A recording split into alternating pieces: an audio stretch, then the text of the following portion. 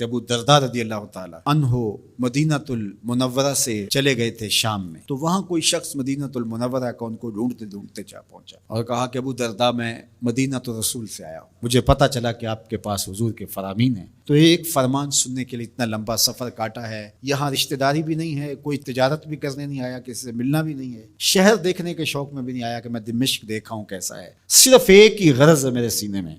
اور وہ یہ کہ میں ابو درداء سے حضور کا فرمان سنا۔ تو حضرت ابو درداء رضی اللہ تعالی عنہ نے پھر انہیں حضور علیہ السلام کا ایک فرمان سنایا، سنو آپ بھی، من سلک طریقا یبتغی فیہ علما سہل اللہ لہ طریقا الی الجنہ، جو کسی ایسے راستے پہ چلا جس راستے میں اس کا مقصد ابتغاء علم تھا، علم سیکھنا تھا، تو فرمایا اللہ اس کے لیے جنت کی راہیں آسان کر دیتا ہے۔ اللہ، یہ کس کو بتایا جا رہا ہے؟ جو ایک حدیث سننے آ رہا ہے۔ لازمی نہیں ہے کہ وہ باقاعدہ طالب علمانہ انداز ہی اختیار کرے کہ باقاعدہ داخلہ لیا جائے کسی ادارے میں اور وہاں سیکھنے کے لیے جائے تو وہ طالب علم شمار ہوگا۔ لازمی نہیں ہے کہ 8 سال کا 10 سال کا کورس پڑھنے جائے تو پھر ہی طالب علم شمار ہوگا۔ اس کو بتایا جو صرف ایک حدیث سیکھنے آیا تھا۔ تو میں آپ سے کہوں گا کہ 8 دن کے بعد جب جمعۃ المبارک کے موقع پر آپ سفر کر کے گرمی کاٹ کے مشقت سہ کے آپ یہاں پہنچتے ہیں، پٹرول لگاتے ہیں، وقت نکالتے ہیں، آدھا گھنٹہ پونا گھنٹہ قریبی شہر کے لوگ پہلے چلتے ہیں، اور جو باقی شہروں سے آ رہے ہیں کوئی 2 گھنٹے پہلے چل رہے ہیں،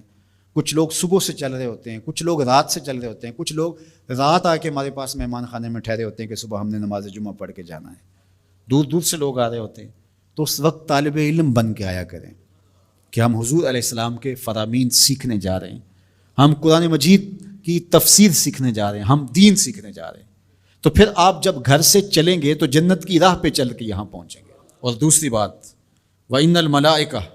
لَتَضَعُ أَجْنِحَتَهَا لِطَالِبِ الْعِلْمِ رِضًا بِمَا يَصْنَعُ، اور جب وہ گھر سے چلتا ہے، جتنے بھی دور سے چلا ہے، 20 کلومیٹر سے چلا ہے یا 2000 کلومیٹر سے چلا ہے، وہ جتنی دور سے بھی چلا ہے، جب وہ گھر سے چلتا ہے، اللہ کے نورانی فرشتے اپنے نورانی پر اس کے پروٹوکول کے لیے چلنے والے کے پاؤں تلے پھیلا دیتے۔ یہ پروٹوکول ہے۔ اللہ اکبر، یہ اعزاز ہے، یہ تکریم ہے۔ پھر ارشاد فرمایا وَإِنَّ فَضْلَ الْعَالِمِ عَلَى الْعَابِدِ كَفَضْلِ الْقَمَرِ عَلَى سَائِرِ الْكَوَاكِبِ، عالم کی فضیلت عابد پر، عالم کی فضیلت گنڈے بدماش چور ڈاکو اس پر نہیں، اس سے موازنہ نہیں کیا جا رہا ہے۔ ایک عام چور ڈاکو بدماش سے تو ایک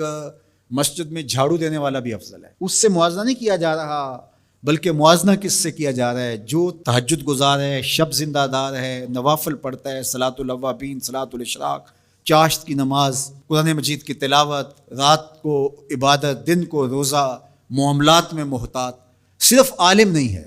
باقی وہ عابد ہے بہت بڑا، اپنی نظر پر پہرے بٹھاتا ہے، خیالوں پر پہرے بٹھاتا ہے، سوچوں کو آوارہ نہیں ہونے دیتا، زبان کو بے قابو نہیں ہونے دیتا، عابد ہے۔ اس پر عالم کی فضیلت کتنی ہے آپ ذرا سنیے تو آپ کا جی چاہے گا کہ ہم مکمل عالم بن جائیں۔ تو فرمایا کہ فضل العالم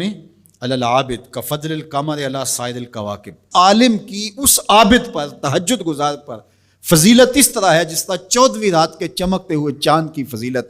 ستاروں پر ہوتی ہے۔ اور ایک حدیث میں حضور نے یوں بھی ارشاد کہا فضلی علی ادناکم، اے صحابہ اس عالم کی عابد پر یوں فضیلت ہے جس طرح تم میں سے ایک عام آدمی پر میری فضیلت ہے۔ اتنا بڑا اعزاز دیا، اتنی بڑی شان اس عالم دین کی ہے۔ اللہ اکبر۔ اور پھر ارشاد فرمایا وَإِنَّ الْعَالِمَ لَيَسْتَغْفِرُ لَهُ مَنْ فِي السَّمَاوَاتِ وَمَنْ فِي الْأَرْضِ حَتَّى الْحِيتَانُ فِي الْمَاءِ، اور یہ عالم دین اس کے لیے بخشش کی، استغفار کی، معافی کی اللہ کے حضور دعائیں مانگتے۔ کون؟ جو آسمانوں میں رہتے فرشتے، ومن فی الارض، اور جو زمینوں میں رہتے ہیں، حتی الحیتان فی الماء، یہاں تک کہ جو سمندروں میں، دریاؤں میں، پانیوں میں مچھلیاں رہتی ہیں وہ بھی عالم دین کے لیے دعائیں کر رہی ہوتی ہیں۔ اللہ اس کی مغفرت فرما دے، اللہ اس کی مغفرت فرما دے۔ اگر کوئی معمولی چیز صادر ہو بھی جائے عالم دین سے تو لٹھ لے کے پیچھے نہ پڑ جائیں۔ ہم تو اگر کوئی گناہ کر بیٹھے تو ہمیں خود معافی مانگنی پڑتی ہے، اور اس خلوص سے شاید مانگتے ہیں کہ نہیں مانگتے، لیکن عالم دین سے اگر کوئی خطا ہو بھی جائے، کوئی غلطی ہو بھی جائے، تو آسمان کے فرشتے بھی دعائیں مانگ رہے ہوتے ہیں، زمین کی مخلوقات بھی اس کے لیے استغفار طلب کر رہی ہوتی ہیں، اور سمندروں، دریاؤں اور پانیوں کی مچھلیاں بھی اس کے لیے استغفار طلب کر رہی ہوتی ہیں۔ یہ اتنی بڑی فضیلت ہے اللہ تعالیٰ نے علماء